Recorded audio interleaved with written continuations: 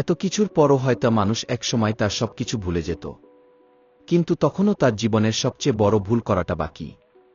আর সেটা হলো অবৈধ ভোটে নিজেকে এমপি নির্বাচিত করা এবং একটা অবৈধ সরকারের অংশ হওয়া। সাকিব আল হাসান, আপনাকে বলছি, দেশের জন্য কিছু করতে চাওয়ার ইচ্ছে থেকে রাজনীতিতে আসা দোষের কিছু না, কিন্তু সেটা কি জাতীয় দলে নিজের খেলোয়াড়ি জীবনের সমাপ্তির আগেই এবং একটা অবৈধ সরকারের অংশ হয়ে?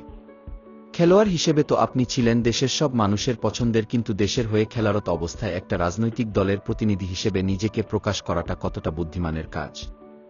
আপনার বর্ণাঢ্য ক্যারিয়ারের শেষটা হতে পারত অসম্ভব সুন্দর। আমরা দেখতে চেয়েছিলাম বাংলাদেশ ক্রিকেটের এখন পর্যন্ত সবচেয়ে বড় তারকা মিরপুর স্টেডিয়ামে ভরা গ্যালারির সামনে এবং টিমমেটদের গার্ড অফ অনারের মাঝে বিদায় নিচ্ছে। সেই সম্ভাবনাকে আপনি নিজেই নিজ হাতে বিনষ্ট করেছেন কিনা একটু ভেবে দেখবেন। দর্শক, এ ব্যাপারে আপনাদের কি মনে হয় কমেন্ট করে জানান। ভিডিওটি ভালো লাগলে লাইক এবং শেয়ার করে দিন। আর আমার ইউটিউব চ্যানেলটি সাবস্ক্রাইব করতে ভুলবেন না।